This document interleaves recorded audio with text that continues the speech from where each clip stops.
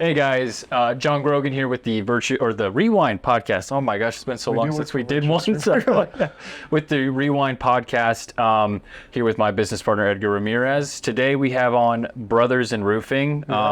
Quick little introduction about them. I'll let them do most of the talking, but they've done something really cool in the roofing industry, creating their own team, so to speak, inside other roofing companies. And so, without further ado, go ahead. Introduce you guys yourselves. We'll start with Christian here. And Thank you. Yeah, really excited. Yeah. Appreciate it. Yeah, Christian Vasquez here. A little bit about me. I've been in Colorado for about 20 years. My previous background before roofing, which is crazy. Everybody tells me, like, what made you make that transition? Banking, 10 years, and then I joined the roofing industry. And then my brother-in-law, Jonathan here. I'm Jonathan Carrillo. They're twins, by the way. Native. You guys are twins, by the way. Dude, if you saw the new logo we came up with, like he was like AI, and then he put both of our. He's like, let's use our actual faces. It's a same, but a picture when we're driving and then it came out, and I'm like, dude, AI is scary. Yeah. Why is it like this? Yeah.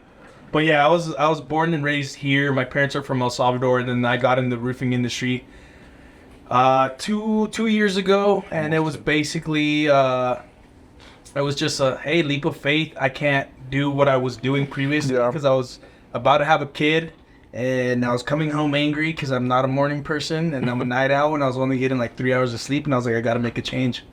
Yeah. Did you work that much in the auto industry? We talked a little bit about it. I worked in it.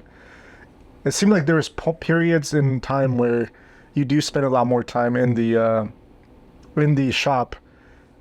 But why were you there? Like a specific schedule or what? So this is I've talked about it on our podcast previously, but like just to give you guys a little bit of background, I've been wrenching. So really, my grandparents, they have their dealership license and their auction license. So like since I was a kid, they would always buy cars from the auction and then fix them up and sell them to make ends meet and have like extra spending money or even to pay bills and stuff as needed.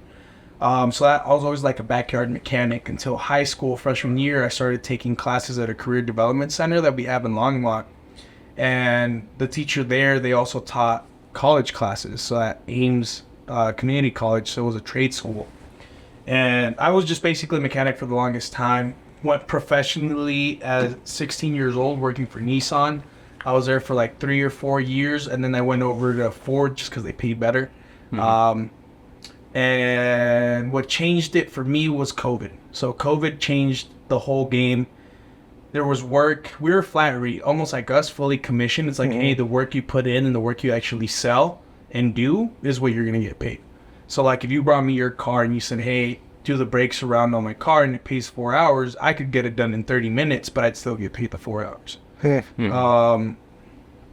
COVID changed everything because all the factories shut down. So there was work, but there was no parts to get stuff done.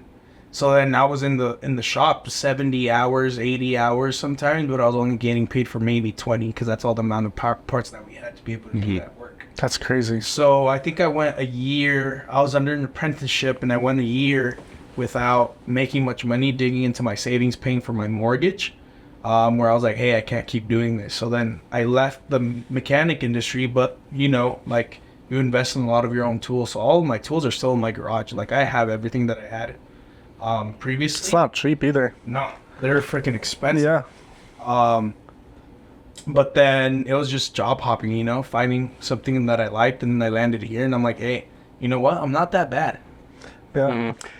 Yeah, it's an interesting transition for sure from mechanic to roofing. I mean, if you think about it, like for me, the reason I went that route was because I was always a hands-on learner. Yeah. So then blue collar work was always easy because you pick it up fast. Yeah. You do it once and then I would have it down. Yeah. Maybe twice I'd ask a couple questions, but by the third time it's like, all right, cool. Quick learner. If I'm not mistaken, you brought Christian into the roofing industry, right? Yeah. You can go. No, go ahead. No, yeah, go. So, yes and no. Yes. So my former hiring manager at the bank, Tyler, which I think you know. Yeah.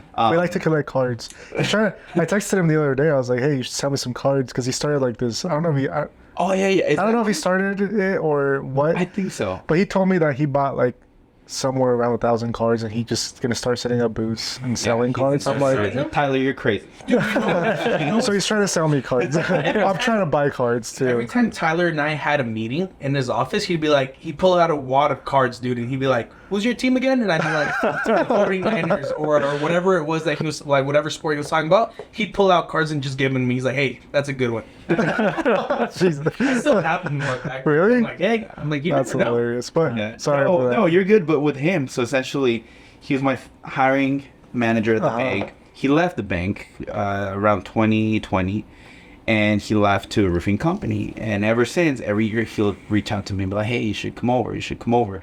And there's always that fear of leaving that comfort of, getting that weekly, bi-weekly paycheck, the benefits, like the stability. I think, and going into a fully commissioned job, right? I think it's hard to make that move.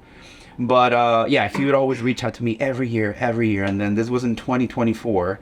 He reaches out to me, and I'm like, well, So funny. I'm not ready, but my brother-in-law, he might be looking for a change. Let me connect you with him. And then Jonathan went, and then he took the job. He was probably like 5 months in, and I'm like, all right, I'm gonna reach out to Jonathan. I think give me the actual insight, like, what does it look like? Because at this point, I'm actually considering making the move. After Tyler offered me again, he's like, "Hey, your boy's over here killing it. When are you coming over?" So I was like, "Jonathan, give me like an honest, insight of what roofing is like, the industry and whatnot." So I like to call it that he was a guinea pig. I'm like, let me set him over first, see if it works. But no, it wasn't intentional. It really just, I got to the aligned. yeah, and I was at the point where I'm like, I'm gonna take a leap of faith, and if it's meant for me, then so be it. And I'll share a little bit of that too. Is for the first 2-3 months, I questioned myself so much. I'm like, did I make the right decision? Did I make the right move? Because you know how it works. You don't get paid up front. Sometimes Process. it takes a month or two to get paid on those jobs. So not seeing a paycheck, not seeing that paycheck is like, well, maybe I made the wrong decision. And 2 weeks after I left my corporate job, I found out my wife was pregnant from her third kid. So I was like, what did I do? They start to get the night sweats. Yeah, and this was last year in 2020. Talk about stress. Yeah. And then last year in 2025 in October, I found out that the bank that I used to work for sold, and the position that I had was going to be pretty much gone. So I'm like, all right, so this move was meant to be. And that's how I ended up getting into roofing. But he's Kind of solidified your decision. That's really cool. after 6 months. Yeah. Though. So for 6 months, I Yeah, questioned it so much. See, I don't know if you guys want to talk about faith or not, but truly I think that's Absolutely. what had a big role into our decision making, because for me, I interviewed the first time with Tyler, and for me it's like it's a done deal. I need to make this move.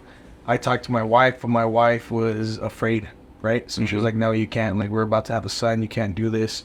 So then I sat on it for I think 2-3 months, and then I don't know what got into her where she was like, "You know what, maybe this is it." We prayed, and God was like, "You know what, reach out. If that position's still open, that's your sign."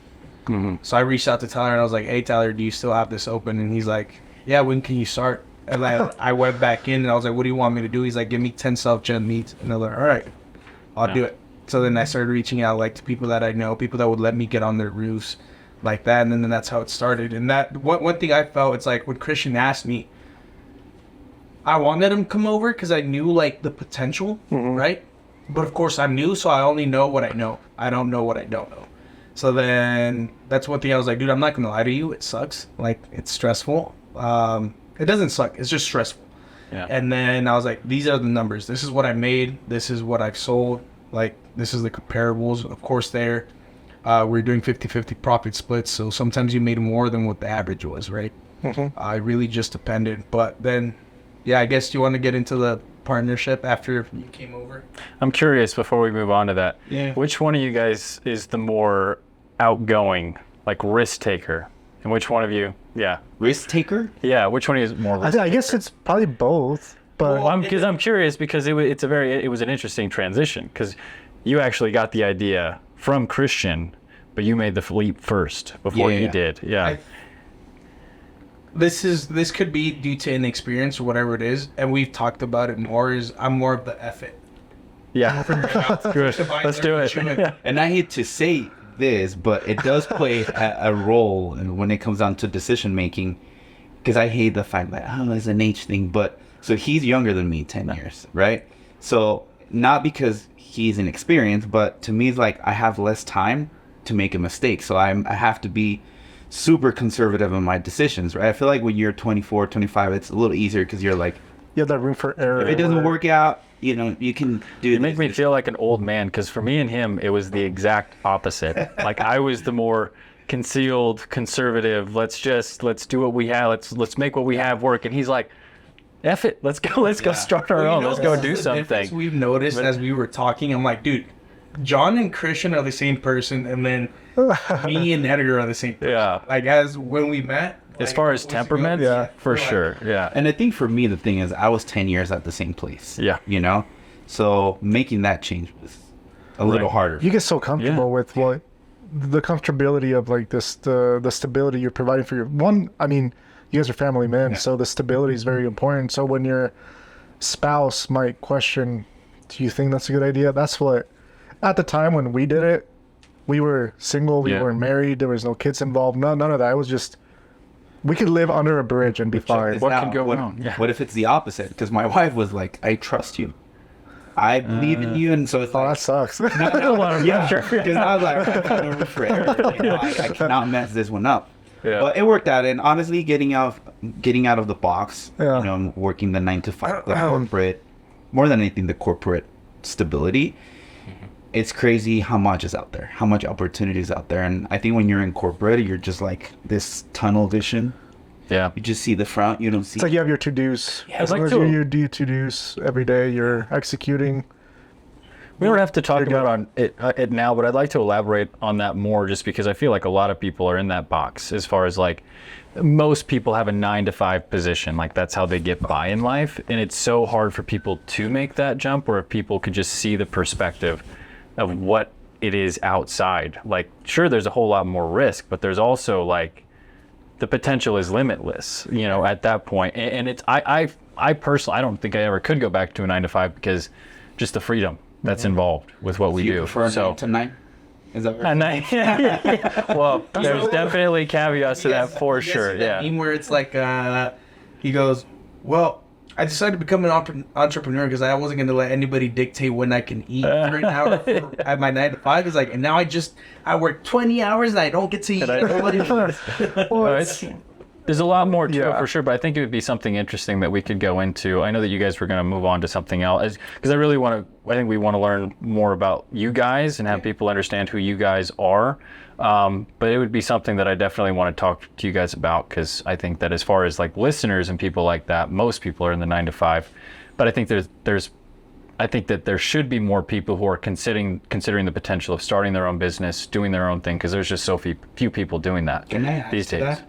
Yep. So, and by all means, there is nothing wrong with 9 to 5. That's something that I always make Right. clear. But I think for those that are like thinking, you know, of making that move, right? Mm-hmm. Or it's in their head, like, what if I do this? I think the best way to do it is use a 9 to 5 to fund your, like, you know, your needs, your bills and all of that, and invest in yourself on the side, like whatever it is. Like for me, it's photography. You know, I started that as a hobby, it turned out into a business eventually, but it was like my side gig, you know, and it was like slowly transition into making it a business to where, you know, I was working my 9 to 5, but I knew I had that backup from my baby, my small, you know, photography business. So Yeah. I always tell people that, like, if you have that idea, if you have your 9 to 5, that doesn't mean you cannot invest in yourself and 100%. start that slowly. Because eventually, I think that's the safest move. You don't want to just quit your 9 to 5 and start from scratch. I mean, you Yeah. can, Yeah. and it could work out. But if you want to play it a little safe, it's like, keep that 9 to 5, you know, making money for your bills and whatnot while you're building on the side of your business. And then eventually you'll be in a spot that you're like, all right, I can just make the lateral move and I'll be fine. Yeah. Yeah. Yeah. Because I think doing that, there is going to come a point where it's like, hey, I'm so capped out at what I can grow. Unless I make the full leap. Sorry, see tries. Yeah. How dare you? No, yeah. Cut that out. Yeah. I don't know how to relate with some of those because, like, one, I love consistency. I do. I No, you love. don't. I guess I do. You know what? All right. I don't like consistency. He thrives on the same day being in a completely different day, and if it is the same day, he will go out of his way to make it a different day. Well, what's fun in any day being the same day? Like right. Throwing like a curveball at yourself and challenging yourself to like do something different or outside of the box. Like, for example, yesterday, I usually don't make phone calls with Tyler or anybody. But yesterday I sat there for like 30 minutes. I was like, you know what? I'm gonna make some phone calls with you. Like, you know, I suck at it, but I want to challenge today. Like, what does that look like? It's more so like investing in each person that we are able to invest in, and just getting ourselves in that position of like seeing like for you guys, like I would love to sit down at anything that you do because I'm like a sponge. I want to learn. I want to grow, and if I don't do those things, then I get bored. Yeah, and that's you where get I bored 100%. And that's where I get Well, and I mean, there's pros and cons to both because I think that what you like is you like to see forward progress every single day. And it's very, very hard. Like, it's the same reason why people give up working out so easy. It's because it's so hard to see those movements when you're doing like the same thing every single day. Like, it's hard to have that bigger picture perspective. Whereas in the grand scheme of things, like, you know, having that consistency and things like that, there's 100% of benefit to that too. Yeah. But if you're not going outside of your box and doing things different, you very well could be sitting stuck on a treadmill and you don't even know it. So does this mean that your mentality is 10% better every day or whatever? Is it the 1%? I can't remember what that is, but I don't know if it's even a percentage. I think you just like to see progress of any sort, like just movement towards the goal of whether it's closing out jobs, collecting invoices, things like that, building things, you know, and that's why I think just forward progress is what my mentality is. Like, if we don't make even half a step forward that day, whether it was like turning on a fire, like dealing with the homeowner. Like yesterday I did some of the most random things yesterday. I power washed the driveway for a homeowner. I made phone calls. I did some training with Trevor. We met, like, did some couple other things. I talked to you guys for a little while. It was just so random, but it was like I intentionally did it the way that it was because I wanted to be a part of everything and help everybody kind of have that mentality of like, we're moving forward. Keep moving forward. Because every time I called you yesterday, you were doing a different thing. Like, yeah. Like I'm fighting this pressure washer keeps turning off on me. Yeah, it's so annoying. But yeah, no, it's just I just love to see people win and succeed, and I feel like if I put myself in the position of like I'm comfortable, it's a scary place for me because it's like, well, what kind of person am I showing whoever? Like, it's all about moving forward, doing things, even if it's last minute, just getting it done, following up on our word, like making sure that we're doing what we're saying we're going to do to homeowners, to our relationships, to our employees, to everything we do is like very intentional. And I'm passionate about it. Like, I'm like, it fires me up just knowing that we have that ability to make the difference every day. And if we don't do that as a whole, then it's like, celebrate the wins, because you being in a leadership position, I think it's important, because I get what you're saying, but it's also easy to fall in that trap of more, and it's never like, you never take the time to look and realize I've accomplished this much, because you're always looking to what's next. Does that make sense? So funny you say that, because I was thinking similarly along those lines earlier today. It's I can't even, when you're in and I can't leadership. even remember like what the exact thought was, but I just remember it going past my mind of just like we're constantly like doing, you know, putting out these fires, doing these things, but do we ever like sit down and can we like, is there ever like a breathing point where we can just like what is that? take a step back and like look at what we've done? Because it does feel like, especially in the grind and when you have a business, it's like, it is very hard to like, when I was running production, we've talked about this. I still have my hands in production. I'm still doing that, but I quickly realized that it was a thankless job as far as like doing that. Like, and I went into it with the mindset like, you know, man, it'll be so cool to see these jobs get completed, to build a roof, see it all the way through. You know, we're painting the house and everything. But what I realized is that yes, you get to do that, but the second that job is done, there's 10 more fires to put out and there's 10 more things. So you don't even get a chance to like dwell in the fact that I've done this, I've accomplished this thing, because we're already off to the next thing and stuff. And so I definitely, you know, I think that there should, it made me very discouraged in production for a long time to have that, where I'm like, man, I want to go back to sales where I can actually feel like I'm winning. Well, it's like some people have that, like they do production, like Gracie's doing a lot of it, but they could see the full picture and organize it and plan it, and then working well with permitting and everything. But for you, it was like he was honed in like this project is my sole focus today. He would ignore everything, and then there's a fire over here like spreading, and you have firefighters over here trying to help, like throwing blankets and stuff, and he's like, nope, this is my problem. We're not dealing with that one. And it was just the way he operates is very centered, and I think that's a great balance. Like, you guys have that, which I think that's you guys have that too. Yeah. We do too. Like, we're so different. We have the same vision and the same goal, but I think we have different milestones to get there that balance each other. So I think just having that with you guys, I think it's good, because there are days that I'm like super negative. I'm like, no, dude, like today. And he's like, no, we got this, let's go. And there's days where it's the opposite, where Jonathan's like, dude, like, I'm just not feeling it. I'm like, I don't care. We're going to make this work. And, you know, it's like we lift each other up. And I think that's part of a balanced team, you know, like we're not going to be good at everything. And that's where having a you know, someone that you work with that kind of offsets that. And I think you can apply that even in marriage, you know, where they say opposites attract each other in a way. But same thing in the business, you know. I think the fact that you guys are different, like you guys have different qualities, different strengths, different weaknesses, that you guys help each other build each other. Right. I think it's good. I feel it. That was great. Yeah. And I think it's funny because you guys are like, again, we just talked about it, like it's very similar relationship. Am I John or am I? You're John. Okay. You're. I'm not gonna say that. I was gonna say something. But As long as it's appropriate. a question for like talking about like partnerships and everything. The whole Brothers in Roofing, your mission statement. And like I told you guys, it was funny enough how we actually got to talk to each other. And I think I've said this story like a bazillion times. But my daughter commented on, she plays with my phone, but she sent Jonathan a message that he had a very nice beard. She's not even a year old at this point, so Very questionable, but I think the speaker was on and Edgar was saying he had a nice beard, and she just pressed send. and then he messaged back, you know, with the comments saying, yeah, thanks bro, everything. But anyways, we had a little bromance there. And eventually we just kept in contact like randomly and liking each other's stuff and supporting each other's goals. But then I started looking more into what you guys were doing. And it was very unique because a lot of people partner up. Like we even attempted partnering up when we were just sales guys. It never worked because there was never a vision besides making money. no. With numbers. Just how much are you producing? What's the commission? What's the split? How much is the company getting? And that was the sole focus. So for us, it didn't really work because one, he operates very different, and I didn't mesh well with that because I've never had a partner. Here, I was forced to figure it out.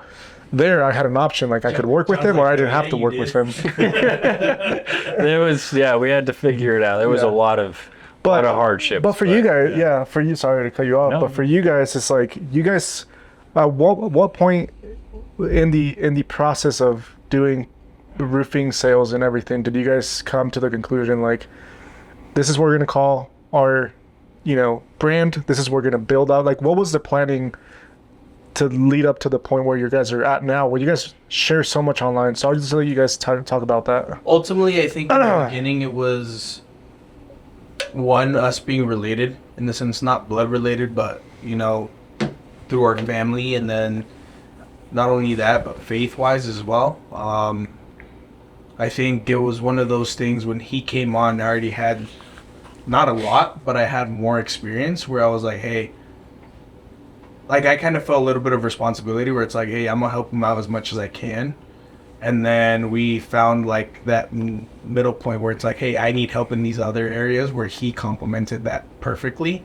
And I think what really drew us closer was you started 2 weeks in, storm hit in Nebraska. So at that time we were working for Bulldog Roofing, and they have an office out there. So they asked, I think you actually called it out. You're like, hey, Nebraska's getting hit with hail right now.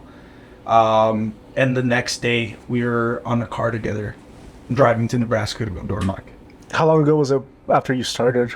like a week. Oh, so it was right off the bat. Damn. I was like, I need to go in. I need to make Get some money. Let's go. Yeah. Yeah, so we went to Nebraska. We were door knocking every single day for like 12, 14 hours.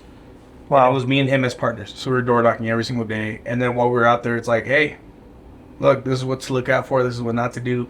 And we were just learning at the same time because we saw a bunch of stuff we've never seen before either, where it's like, oh, nice. We notice people are a lot nicer out there. They still won't, like, they won't do business with you, but they'll still talk to you for 30 minutes. They'll offer you a drink. They'll invite you to come in, like, hey. Friends zone you, basically. Yeah, but no, it's a different market. It's a different market. And I think Jonathan kind of mentioned that already. It was just that where we both realized, all right, these are our strengths. These are the areas where I need help with, or we both need help with. I got these areas that I can help you with, and I got these areas that I can, and it was just like, kind of like putting the pieces together. Uh-huh. And once we realized, and well, going to Nebraska door knocking was eye-opening in a sense that is like, we don't want to be doing this a lot, because for those of you who do door knocking, is not easy, right? And if we have to, we will do it. We have done it. You know, it's not something that we completely steer away from. But just doing it for that whole week, for 12, 14 hours, it was like, all right, we don't want to, what else can we do? And that's when we, with my banking background, the bank that I worked with, they were huge on community involvement. Being involved in the community, building relationships, and how having that long-term vision versus just transactional stuff. And they were very successful. They were a local bank, and they were relationship driven. So, you know, talking to Jonathan, I'm like, what if we start doing that same thing in this business, where we build relationships with people, where if they need a roof, they are not going to think of anyone but us, right? And we started implementing that. We started going to networking events. I had a little bit more experience in that area, where Jonathan was like, can you help me with that? I'm like, good. I can help you all day with that. You help me on the roofing side, and, you know, just kind of combine forces. Because I think there at that time too, I had started a program and I brought it to him, and I'm like, hey, I'm not getting traction. You know, how do we get traction on this? And it tied back into like the way we both grew up, you know. So we're like, hey, this is a way for us to give back to the community. And then they kind of just spread out into there, where we're like, hey, well, we're brother-in-laws, why not play on that name? And we were like, we're the brothers in roofing, In the community. for the community. You're roofing experts. Hey. It's funny how catchy that Plug. was, because Yeah. I mean, Edgar talks about how, you know, obviously he got in contact with you, but I had seen you guys. I think I saw you guys pop up on my feed probably a little over a year ago now, but I think from the time that we actually like met and Edgar made contact with you guys, like I saw you guys pop up, and I had thought you guys had been in the industry for a while, to be honest, because of just the way you guys carried yourself and just took your branding and just went with it. So it did work. It was a very, very catchy thing, and whatever you guys did worked as far as doing the content and getting People that are stuff seeing out you there. guys. Yeah. I'll say that. What was nice was, and I've told them, I was like, I think what helps us be successful is we're people. I know Gracie said that there. But it's like, we're people, and I think it's just easier to connect with people because we're both extroverted in that sense. It's easy to talk to someone and connect and find something you have in common, you know? Because even like, well, that's one thing where we've talked before when we were talking about our age differences. It's like, we might have that age difference, but if we think about it, I'm like, I'm also in that same boat at a much younger age, just because I've already lived growing. Because I grew up with my older, I guess he's my uncle, but I grew up as if he was my older brother, and he's the same age as him. You know, he went to school with his wife. So it's like I was a little kid doing everything they were doing, you know? And I grew up with a lot of the older crowd, and it's like I started, not bragging or anything, but I drank really early, I partied really early. And then I was 23 when I had my son, or when we found out we were having our son. I was 19 when I bought my first house, and I'm like, okay, even though I have more time to play with age-wise, financial-wise, I don't. You know, it's like I have these responsibilities where I have to go into it. At least you took ownership during that time. You know, a lot of people, and I think we talked within the group and everything, but even the group that you started, the band of brothers.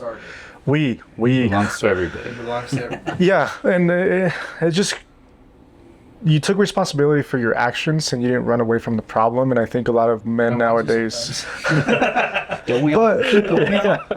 but it's just like a position you're in. Like, it's either you run from the problem or you find that community that will support you through the questioning moments of your walk in this world. And with the core people that we have in that group, I mean, it's a lot, all these Christian men that were investing time into the Bible and to each other.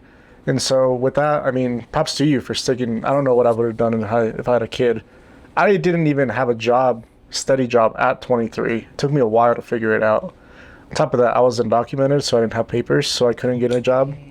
And so it was a whole tricky situation, but it's really cool to hear the story, a little bit more of the story of like how you guys intertwined. We're still figuring it out. We're still fine-tuning Brothers in Roofing. I think we now have the culture kind of solidified, which is relationship building, being involved in the community, giving back to the community when we can.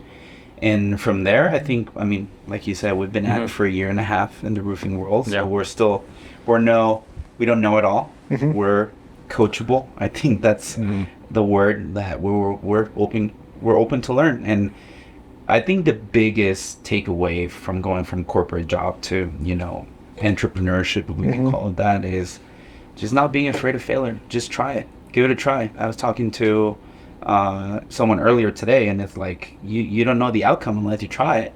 Do you rather stay with the what if I would have done that, or do you rather do it and fail and be like, all right, I tried it, now I know I don't have to do that, moving on to the next thing. So and learning. We're definitely learning. I think one thing to touch base on what you mentioned earlier was you felt like we've been in this industry for a long time. I think a lot of that also comes, and I give a big kudos and big props to where we started. They were big on developing people and big on developing people's knowledge, because that was their whole thing. It's like, hey, we might be more expensive, but no one knows roofing better than us. So we had trainings weekly, learning product knowledge, and that's like what's nice about me is, like I said, I pick up on stuff real quick, so it helped me like boom, boom, boom. I have this knowledge, and I'm out one, because most roofers only know their one product, right? Well, or they just do sales. Yeah. Well, Which is crazy that you can sell a roof and not know nothing about a roof, which is just a Probably not a good thing to be said, but a lot of ice and water. Yeah. Can I get back to you on that? People will brag about it, like he said. That's crazy. Which we had when we made one of our real estate connections. She's like, "Hey, I don't care." What'd she say specifically? No, it was Jamie. Yeah, from Women. She was like, you can have all, be present in social media, be posting and all of that, but ultimately I care about the knowledge.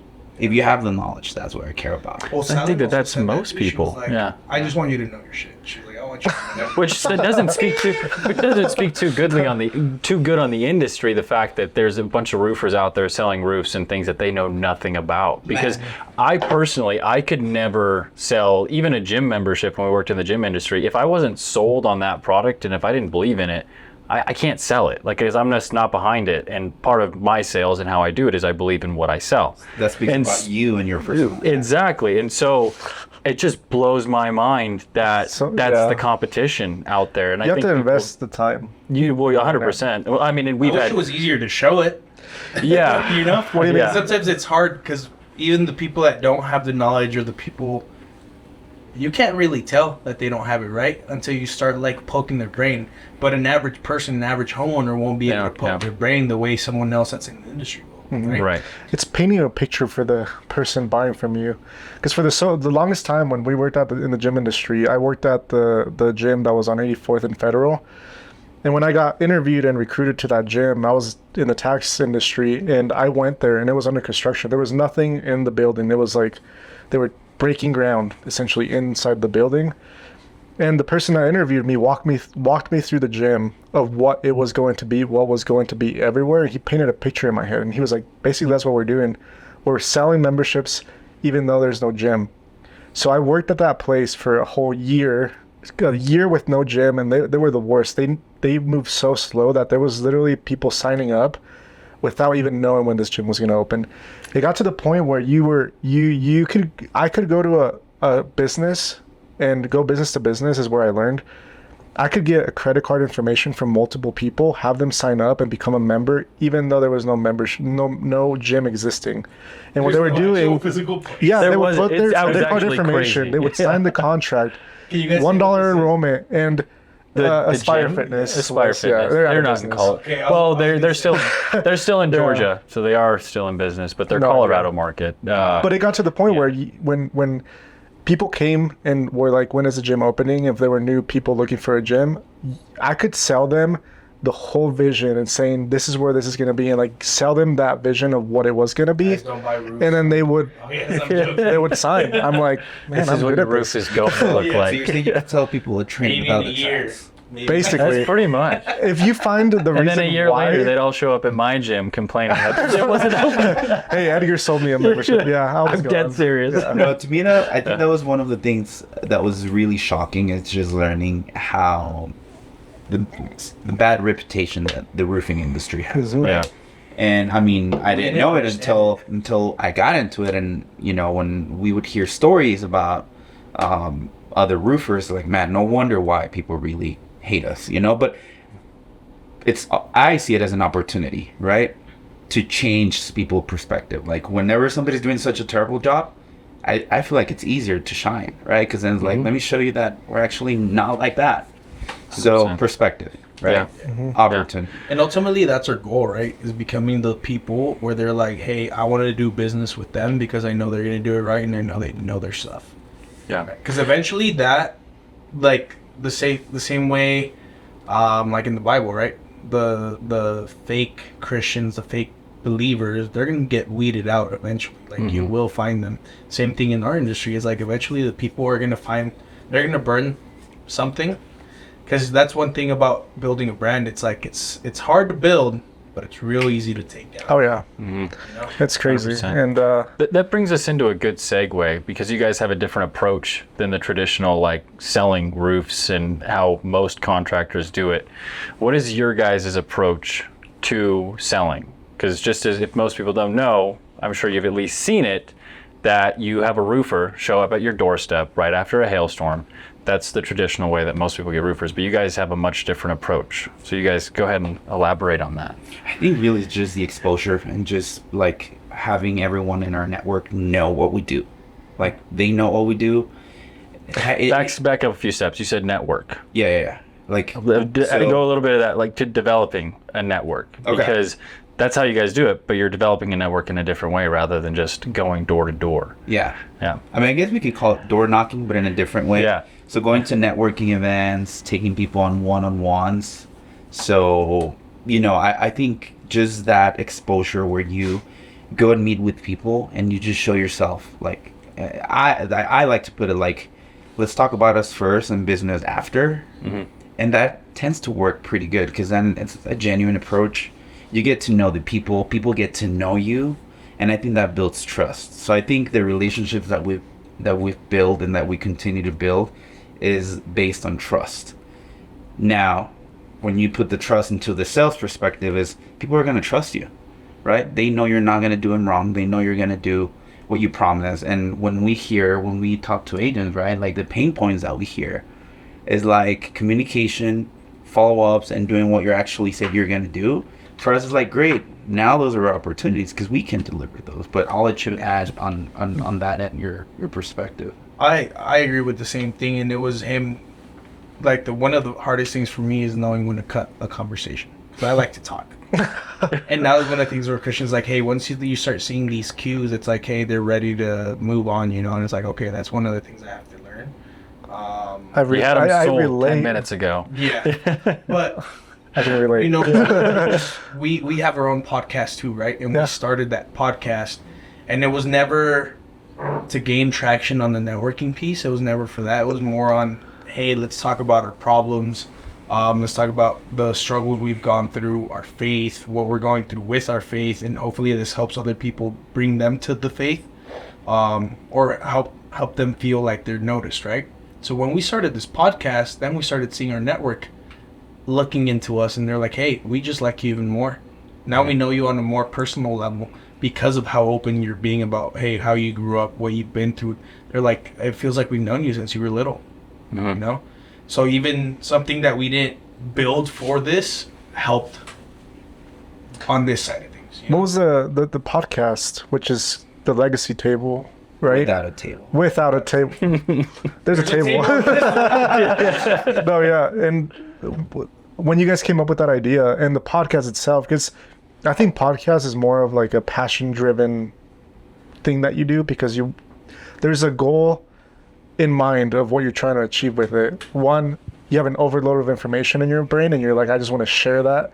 Or there's a passion and a purpose behind that. And so what is it for you guys? What's the podcast? And just so you guys know, you guys will put their podcast, we fully support their mission and everything they do, but just tell us about the vision behind the podcast. The Legacy Table really was, like, we would talk. I think one thing I really like about having that partnership with Jonathan is spending a lot of time together, whether it was in the office, on the road, or on the phone because of work, and just being able to share like those struggles that we go as men, right? That maybe I'm not able to talk with my wife. And then it was really that, like, we should have a place where we talk about these things, because I feel like no one really does. Everybody sees the front end, like the success, and I'm not talking about us, like in general, if you look around, everybody just focuses on that, on the success, on the good things, on, all the beauty of it, but nobody really talks about or looks into what it took to get there, or the struggles, right? And I feel like struggles are just as important as the success, right? Because it's part of it. It's part of the growth. To me, failure and success are part of growth. So Jonathan was like, why don't we do this? And I was honest. I'm like, I'm down, but you're in charge. I'm not going to do any of the editing. You got this. And we just started it as, just a safe place to talk. The first episode sucked. Quality was pretty bad. I mean, I was learning, how to edit and do everything. I think these past few ones have been better. And you guys started a new season with your podcast. We started a new season 2 weeks ago. So the second episode just dropped this past Monday. Do you guys have like specific topics that you try and stay towards in each season? I think seasons is a pretty cool way to do it. We haven't even thought about that in ours, but do you guys like try and stick on one topic for so many episodes and then you go to the next, just out of curiosity? We're very shooting from the hip. Okay. I like it. Because we want, like, our podcast is a lot of, we try to make it very faith driven. One thing we did start doing these new podcasts, you'll see it on episode 2, is we started doing a prayer before. So we started praying like before we even started talking about whatever topic we had. But we really like to leave it generally open because we want God to flow, right? We want whatever he wants us to talk about come up. We have bullet points, of course. We're like, hey, maybe we should touch on X, and X topic. And then we'll just let the conversation. If we end up talking about only one, because that's where the whole conversation's starting up, and that's where it really... Yeah, and there are times that we just pivot. Like the other day we were talking about tipping at Starbucks, right? It's a yay or nay, or, like little things like that. So it's just a safe place to talk about like struggles and kind of like our path and our lives and what we go through, but also, we open it to like, day-to-day stuff like tipping at Starbucks. And sometimes we get questions. We were just talking about our next podcast about opening up the question more to the room, like, hey, ask us questions and kind of do a little Q&A, Do people feedback on that pretty well? Did you guys get quite a few? Or we haven't done a Q&A just yet. We've done the voting if I should go bald or not, which is in my head. We got engagement on 100% yes. 100% yes. No, that's pretty... I sent a message. I was like, 5% yes. The no was my wife. She's like, you are not. Thank God for your Did he? wife. Yeah. Oh. Dude, I shaved, dude. Oh my God, you did? Yeah. I gotta retouch it. No way. You need more than a retouch. So you guys talk a lot about faith, and I'm also a believer. I'm very much a Christian, grew up a Christian. I wouldn't be here if it wasn't for my faith. It's what I know, it's what I believe. A lot of people have different opinions about religion. Does your faith and the what you believe, which is Jesus and God and everything, does that affect any relationships within like when people listen to your podcast? You guys are very open about your faith. Do you think, does this scare you if it ever will affect your business side of things, or where are you guys at with that? I know a lot of people, and I've brought it up to you guys before, a lot of people are skeptical. I really don't care. I'm always going to share about God. But for you guys, what is that? I guess You want to go first and I'll go? Yeah, I mean, to me, I grew up Catholic. I was born and raised in Mexico. I was 15 when I moved here, so my Catholic background is like strong, and so is my wife's. So I've been on both sides of the spectrum of like being an unbeliever. I mean, yes, and to a certain extent, but truly giving my life to Christ. So like, and actually leaving that transition. And the biggest takeaway in that is you got to put Jesus first. You got to put God first, right? And when you put him first, the outcome doesn't matter. And I've lost friendships. I've lost people in my circle that I thought they were like close and but sometimes when you start seeking God, part of the process is that sometimes he removes people, right? It's hard pill hard to swallow sometimes. But ultimately, the more that you do, the more that you put God first, the more that you realize it doesn't matter because the outcome is going to be to his will. So it was hard at first, I think, first couple episodes, like do we want to limit what we talk about? We don't want to come across as we're trying to push religion or beliefs. But at the end of the day, it's like, you know what? Let's just I think that it's not even a necessary like pushing, but I think that if you are a believer and a strong believer, it'll just naturally come up in conversation. And so to like hide that, you'd almost be lying to yourself and lying in the podcast. The guilt that I would feel. I would feel like I cannot be a believer, but not praise about it, or not talk about it, because then it'll be like almost denying God. Yeah. And it's a two-way street too, though. Yeah. Go ahead. I think it is definitely a two-way street, because for me, it was I don't want to be a hypocrite. Right, and say I believe in God, but I'm not speaking, because he asked us to spread the gospel, and it's his mission to bring lives to him. But at the same time, it's like I don't want to be speaking or preaching and not doing what I'm preaching. Right. So that was my next point. Like you're in my mind. And that's the double-edged sword, right? Where it's like, damn, I really have to hold myself to this standard, and I really have to adapt. And I think that's where the men's group that we started really helps, because it's like, hey, I need to be vulnerable and find a place where I will find people that either help humble me, right? Or help build me up in the areas where it's like, hey, I see you struggling in this. This is what you need, like, and that's one of the things where it's like, I'm more afraid of that Bible verse where God was talking about, Lord, Lord, have I not casted out demons in your name? And he says, I've never known you. Yeah, right? I don't want to be that person. Yeah. That is one of my biggest fears. And it's like, if I deny God in my podcast, if I deny God in my whatever video it is that I'm going and he's telling me to say something, if I do that, I don't want to be the person that preaches almighty, but I'm not there, but I'm doing it for the wrong reasons. And then when I get the chance to go up to my maker and he goes, I've never known you, and then end up in hell, I'm like, I don't want to. It's like missing that mark. And it's for a Christian, scary, it's like, that is it made me made my head sweaty, because it's you just have that fear and that knowledge behind, and many people have different opinions, but I think when you do accept the Holy Spirit and you believe that Jesus died for our sins, past, present, future, and yes, that's the gospel, John 3:16, look it up. It is, when you come to acceptance, there's the Holy Spirit that keeps you in that point of that conviction. It's like the discernment, the conviction of like, well, you did the wrong thing, so you don't show it emotionally or whatever, but internally you're like, sometimes you do, though. You think so? I've shown it in prayer. Okay. In praying, where it's like I feel my spirit crying out, like, hey, forgive me, I've done this. Well, I think that's another thing. Like, part of the faith is, I used to have this perspective of like, once you give your life to God and to Christ and you accept him, life just gets perfect, right? And it's far from that. And we use our podcast as well as a platform to be like, hey, we're talking about this, but that doesn't mean we're perfect. That doesn't mean we don't struggle. That doesn't mean we're no sinners, right? We all go through that. So part of the podcast is letting people know, like, hey, you're not alone.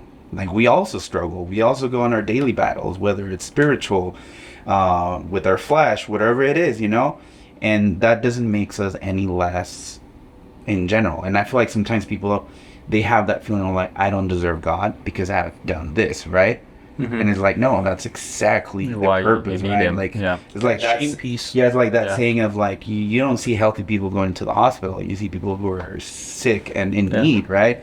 Same thing happens here, but I think it's a good point that you brought up, though, that it's like a lot of people, when they do, like, I think it's half and half. There are some people that don't want to go to God because they don't think that they deserve him. And then there are the other people, like the easy believism, that it's like, I'm going to go to God and all my problems will be solved. One thing that I really respect Handout. about my dad, yeah, right, your get out of hell free card. And I think that alone says, I mean, just where you're at in your spiritual walk. But one thing that my dad always made abundantly clear to all of my brothers was never to accept Christ unless you absolutely meant it. Because that was the, next to your wife and even above your wife, that was the biggest decision that you're ever going to make. Because it will be, from then on out, it's an uphill battle. Like it is the hardest decision that you will ever make, because now you're at odds with the world. You're no longer a part of it. You are trudging uphill and against stream. And so I really respect that about my dad, because I think a lot of people don't have that layout of what Christianity scary. truly is. I would say that most It's all people scary think stuff, man. yeah, but most people think that Christianity is like, it's the easy walk. It's like, of all religions, it's the easy one to go to because God just forgives you. It's like, well, no, that is not it at all. So He does and he doesn't, right? Like, he does forgive you, but you also have to do your part in repenting and right. fighting your flesh and not going back to that. Like, that's what people Yeah. think repenting is, that I'm sorry, I'm gonna go do it again. Yeah. Well, it's that The same thing. he does forgive you, but it's like there is that spiritual conviction, and you have that, you've aligned yourself with him to where, yeah. I like to compare it with Yeah. Spider-Man. Yeah. I love With more Spider-Man. with more power comes more responsibility, and I think same thing here. The more knowledge that you have, the more understanding you have of the Word and that relationship with God, the more responsibility. Because it's different when you sin Not knowing. not knowing versus when you know No, and you yeah. still, because then it becomes a choice, right? Yeah. And then Yeah. You're living in iniquity. it's harder Yeah. to get out of it, because now God is like, you knew, you still did it, Yeah. So Well, it's the spiritual. Not to get into the spiritual realm is very real, and I believe in it. And when you crack that door open to allow any opportunity like of that sort, of like you've repented, you've asked God to forgive you for that sin, and you reopen that door by doing the same sin, I believe the enemy attacks even harder and tries to grasp on even harder through that one door that you opened.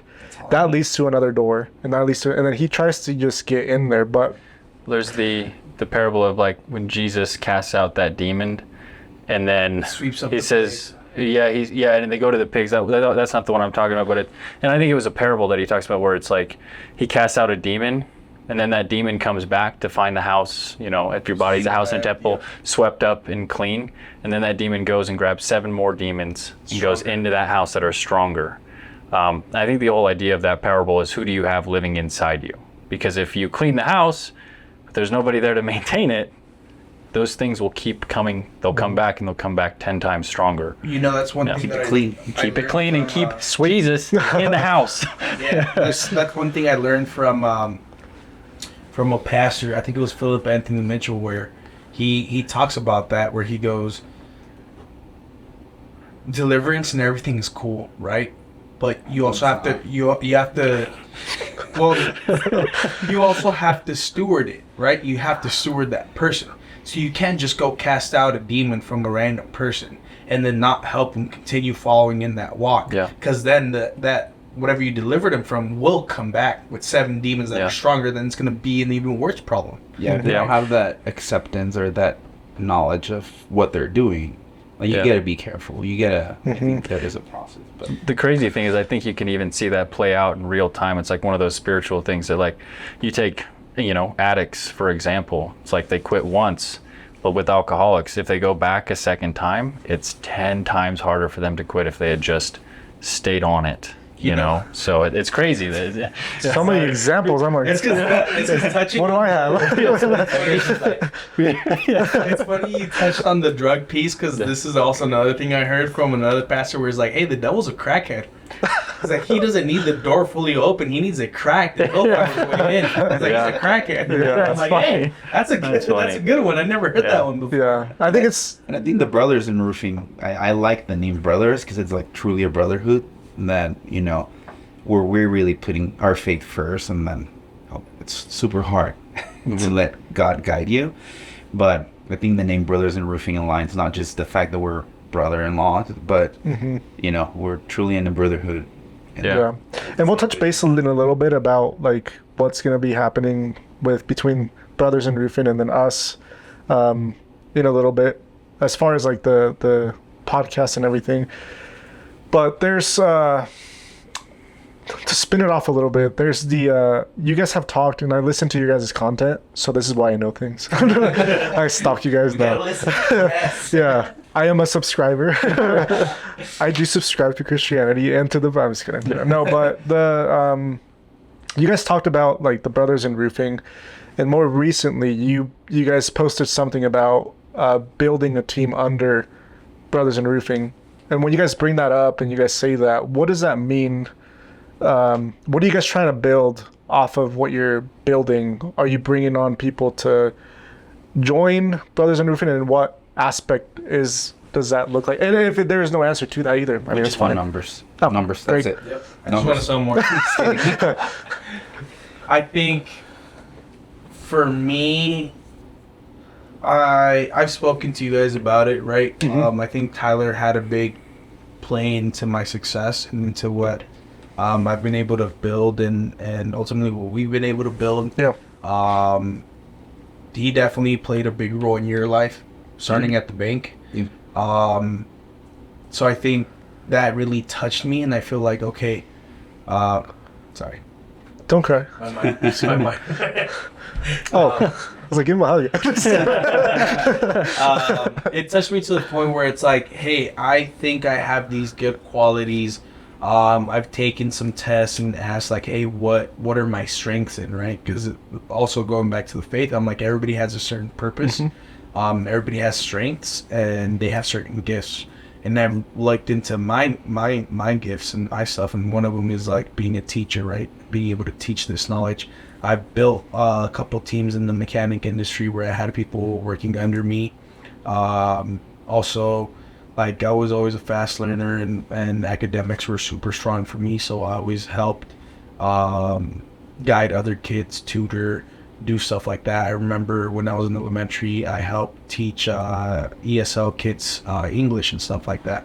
So I think for me, it's like, hey, if I can be in a position where I can steward and help other people find their potential and be successful, at least building that foundation where even if they go off and they expand and do their own thing, or they go work for someone else, and then I see them be successful, it's like I had something to play, you know, where I can build that thing.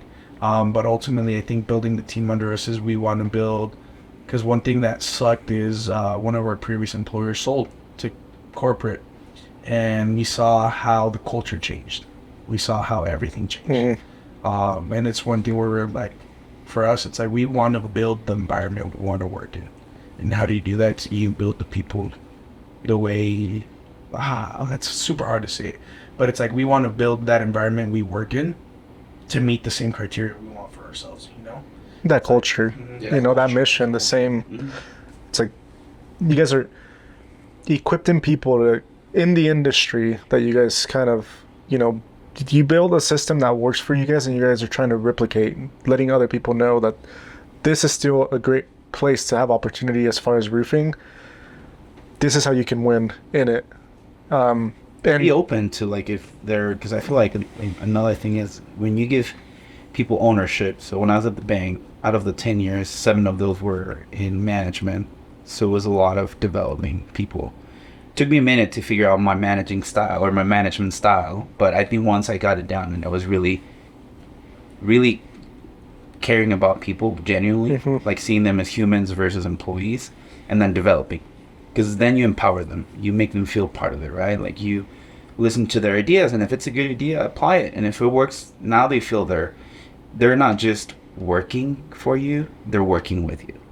So I think building a team That's something that motivates me, just having that impact of the long term. And people has done it.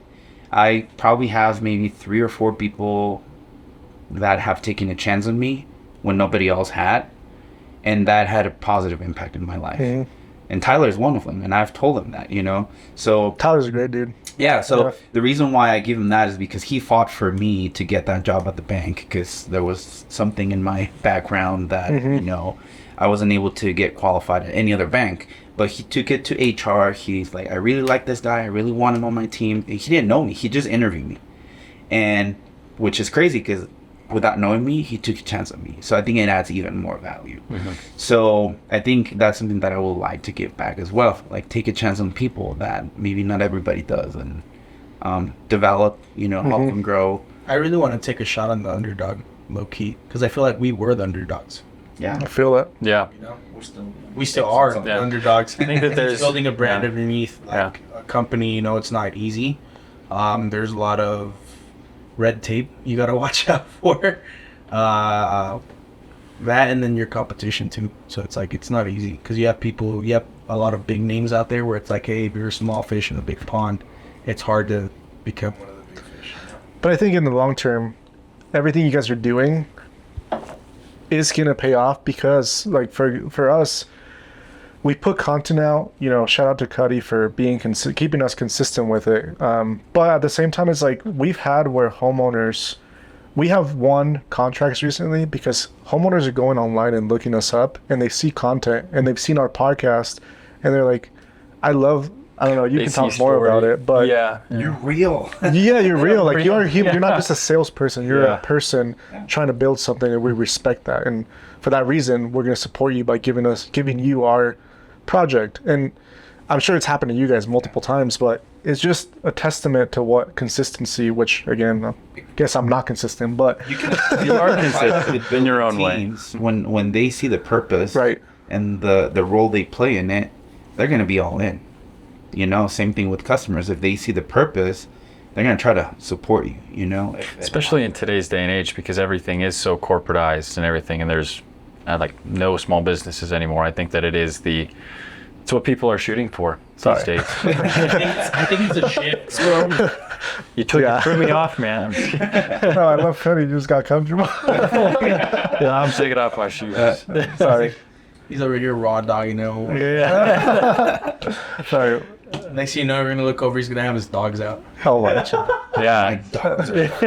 I'm Just easily go ahead and get distracted. your pajamas, Cuddy. He's like, We're gonna be here for a while. Yeah. For some reason, every time I'm here at the office, like I'll be in my office working, and I'll come down and I'm like, my feet are so cold. Yeah. My feet always get cold, so props to you for just having your socks on. Just means we've been Tangent. No, but with yeah, I mean, yes, I think people see it. I think the biggest thing maybe we'll see how you guys run with your process, but in the roofing industry, it's very hard to find those people that are underdogs or that you think they have the potential, and then you invest all this time, energy, and resources on those people. And sometimes it does backfire where I'm not saying we're perfect. I'm not saying we've given them 100% the tools they needed. Definitely not. We've given them more than we ever have received by anybody in the companies that we've been a part of.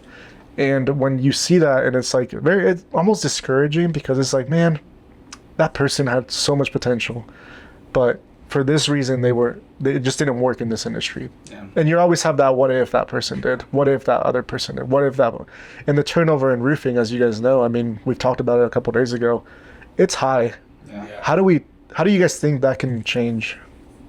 I think Or do you guys think it's going to continue to be a high turnover industry? I want to expose our idea to the world, but we have talked personally on what I believe our demographic of the people we'd reach out to be, right? Is a certain because there does take a certain type of person to be in this industry, because not everybody has it, right?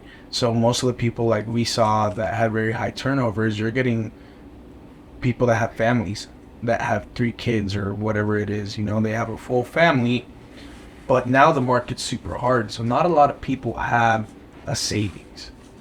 And if you're in a place like every place we've been, there's never been a salary. It's been a solid straight, you're commission, 100% commission. And not a lot of people thrive in that. Or sometimes they don't have the flexibility to be able to make it, right, past the certain threshold. Because one, it's leadership. What training are you getting? And then can you go 2-3 months without a check?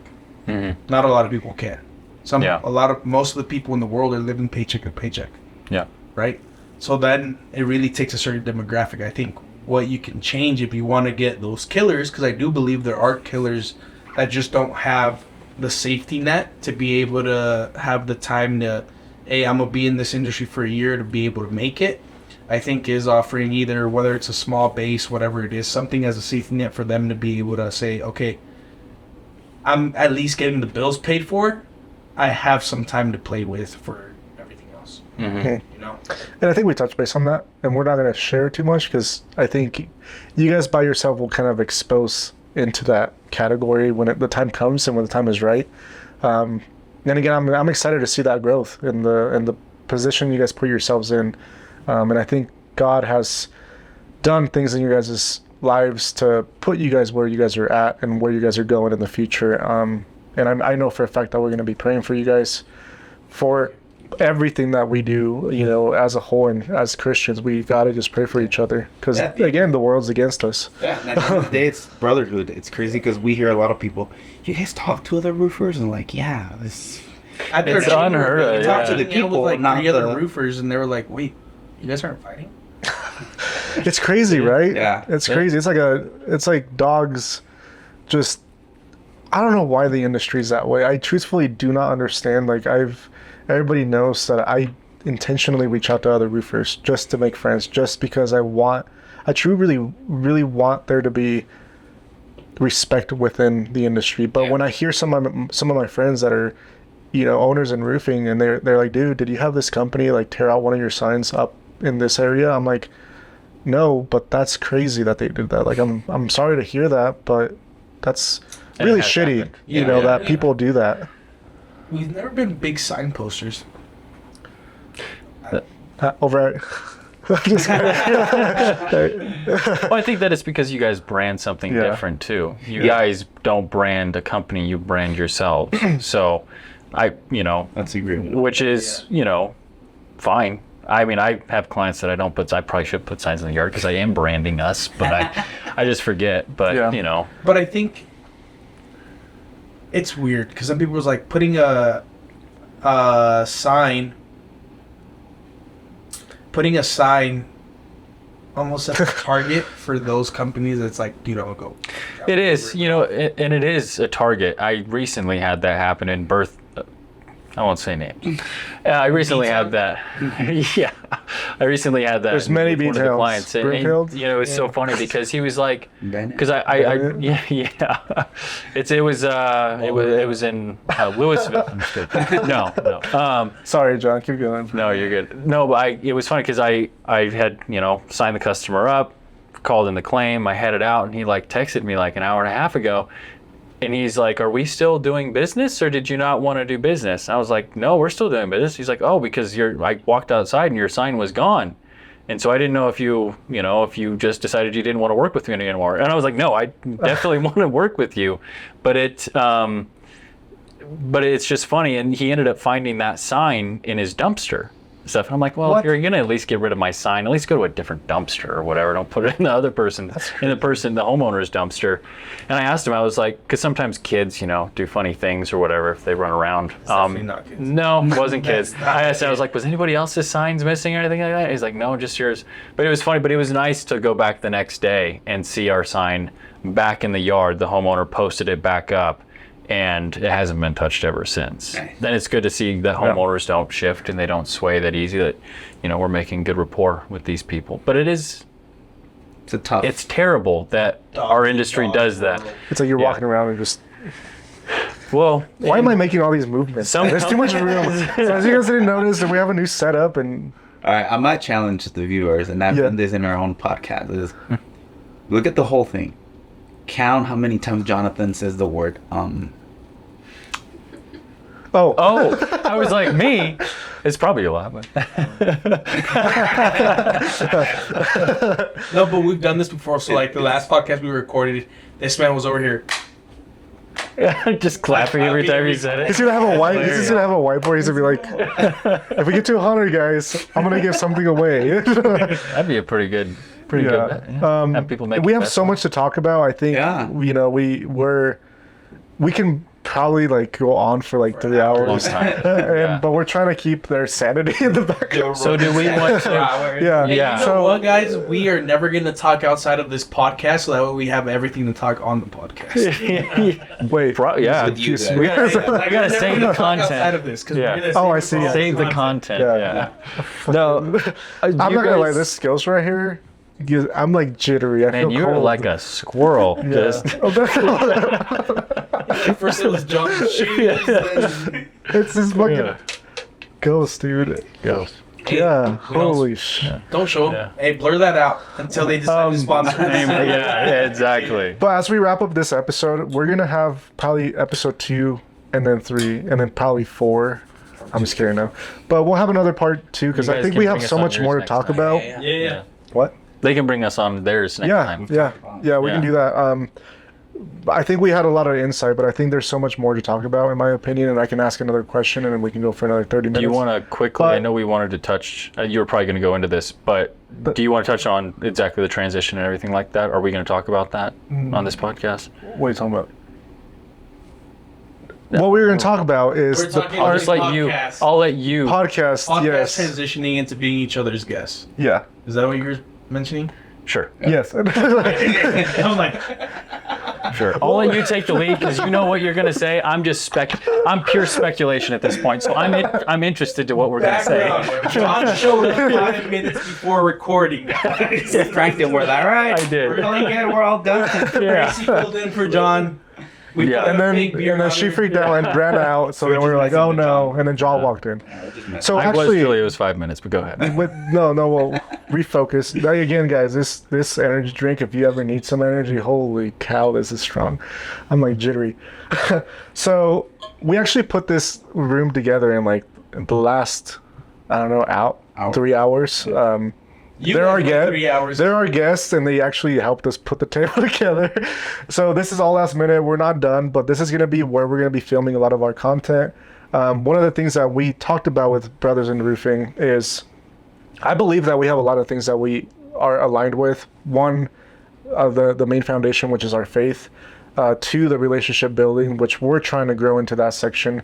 And then 3 is just building people up, which we talked about during the podcast. And the collaboration between Brothers in Roofing, the Legacy Table, the Rewind podcast is going to be more often, just because, again, I'm having a great time. I could, again, just go on. And it'll be fun watching just investing into each other, but also investing into the community, I guess.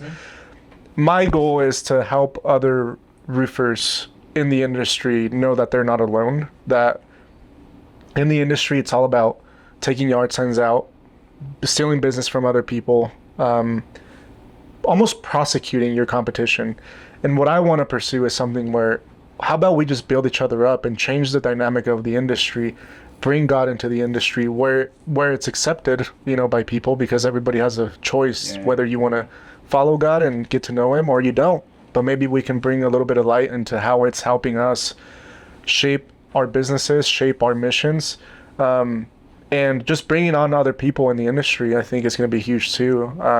One thing we always been big believers on is, and we've said this out loud to a lot of people when they've asked us why we talk to other roofers, is the sun shines for everybody. Yeah.